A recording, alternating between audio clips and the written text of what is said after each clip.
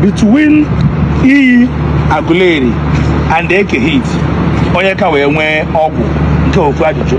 Then nke bụ the last ajụjụ bụ afụrụ m ebe iyi Aguleri na-ekere ndị mmadụ ncha na ude miracle soap ndị pastọ na-emekwa ka iyi Aguleri na-ekekwa ncha si na 30,000 ka a na-ere, and ọ bụ na igoro ncha a 30,000 in less than 2-3 months ị ga-enweta 10-20 million. And gị nwa bụ Okongwu Dibia gbara dị vidiyo n'ihu akwụkwọ. So m na-ajụ sị ọ pụtara na iyi Aguleri enweghị ike ịdachi gị ofu ncha because ama m na ego ị na-agụ n'aka gị kịta karịrị 50,000.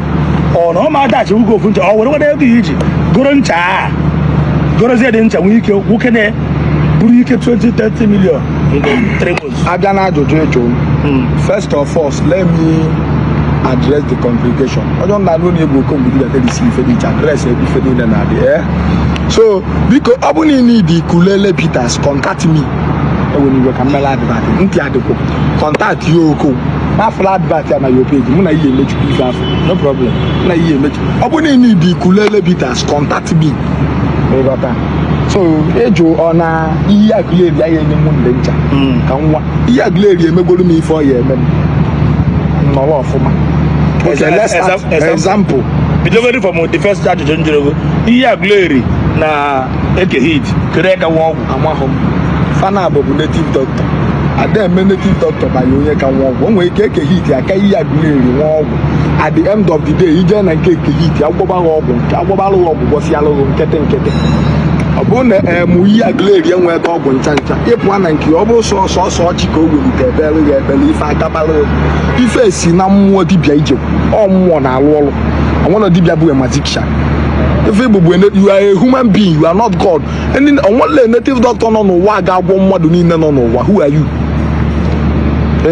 But as Eke Heat enweghị ọgwụ ọmụ kwurie na onweghị ọgwụ. Onye nwe ọgwụ ewere iwe ka onye na-enweghị ọgwụ mba anọ m ka esi na Eke Heat enweghị ọgwụ. Nwa okwu na Eke Heat enweghị ọgwụ, ọ bụ ife okwu na siri onye ọbụla na-arụ ọrụ nke ya n'ụdị nke ya.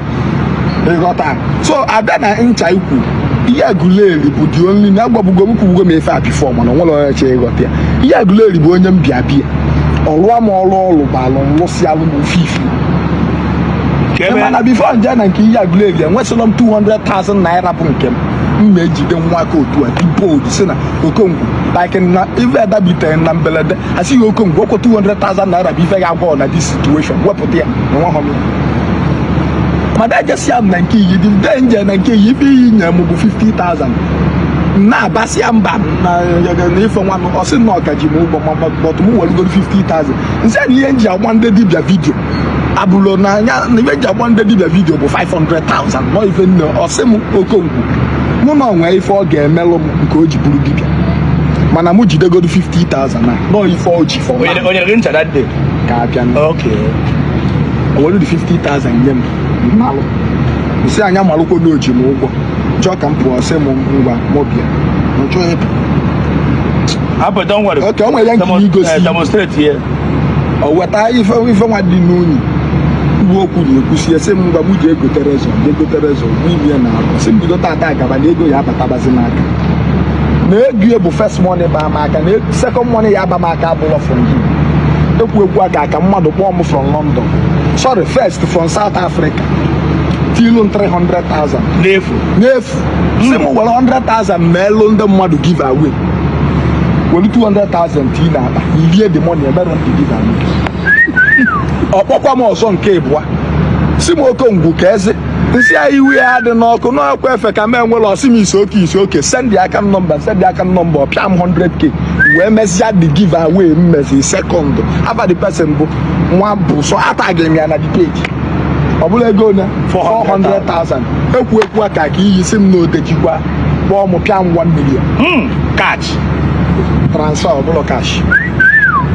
si m na odeji ekwu aka gwanga anyị na-azụ afia machine pass kpọọ m hey m Okongwu nọ na like ife m na-eme n'otego bido folobe m kwuo n'obi m pụta ka icheta hey m bịagodu Nnewi ka ọ kụọ m mbịa anyị taba azụ tasị ya azụ friend ya nye m 50,000 nche na ebe a ka obi mma na ọgbalụ m 500k Miracle money. Iyi Aguleri nwere ife o merụ m sị m na ego bụ first money na the second money ga-aba m aka ya bụzi from nyanwa na bido ata agabada m na-akpata ego afọ. Aga na-ekwu ego big machine. A na-ekwu ọ pịalụ machine 1.4 million pịanye m akwụkwọ. Ntị adịkwọ.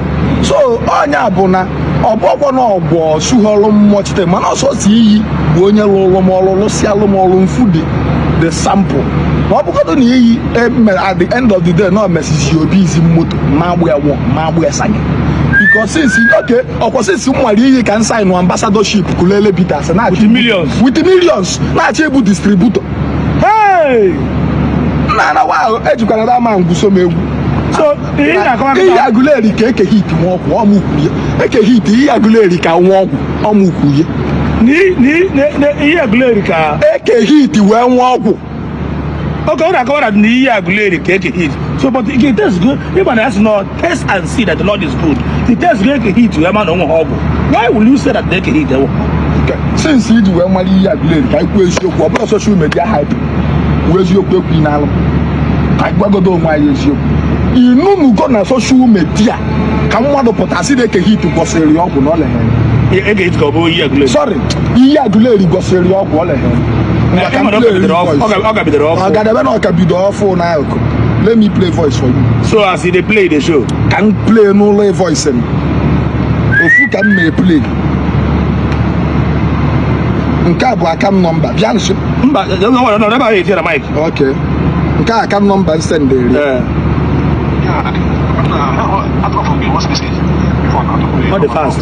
Okay, check am slow.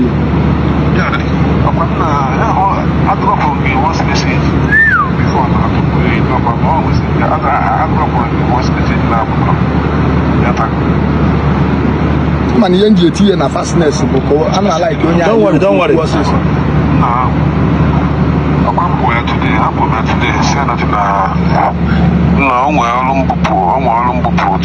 Yesterday. More I made the expense. So,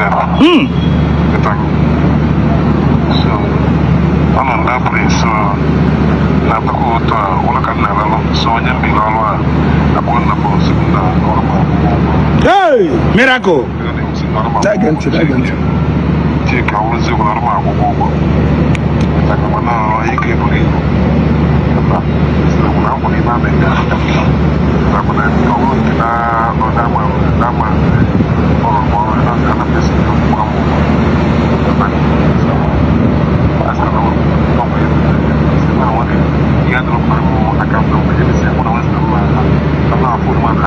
normal.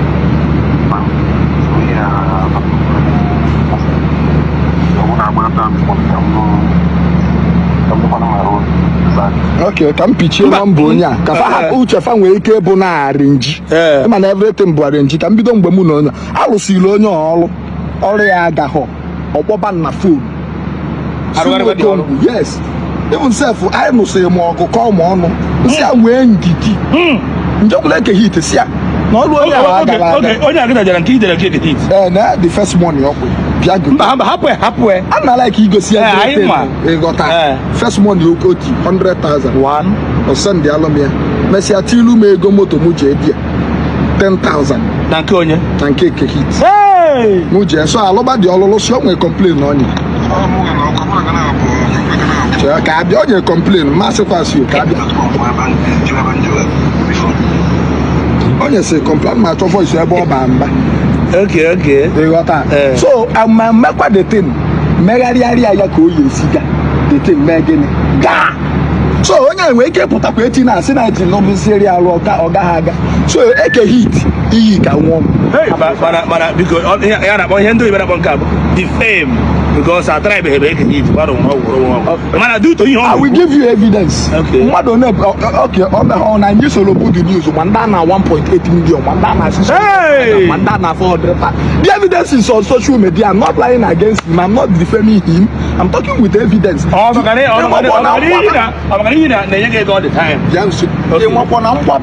ịmakwa na mgbaba ka m ọ debe ego ọ bụla ego ọga mgbaba ka m mfe ndị mmadụ na-ese ndị ịlụ m na WhatsApp gbasatara eke hit ọ bụ na my account dị monetize Maybe hit make 6 million. Maka come here to my WhatsApp. And then now direct to see a band. Ọkụ kwani go ọgwụ. Ako na kwa mo. Ha? Na kwa dio eke hit nwa ọgwụ kwa m no. Hey! Aya se. Okwu na abụ study. Biko ne. Aka ma dọrọ kwa o. O nwere bụ ihe m kwuru. Ọkwa interview ka m mere. Interview ka m mere ne biko ndebe anyị. Aka m dị akwụkwọ. Aka m dị ka ọjọọ kwa interview ka m mere. Obere ajụ ka m jiri Okongwu. 17 na 9 afọ n'ọnụ. Ekwadị m eke hit so kwa m. So come eke hit. Eke hit so come. Hello, I want to know what you think on the comment section. Please subscribe on this channel, share this video, like, comment, and tell me where you are watching from. Thanks.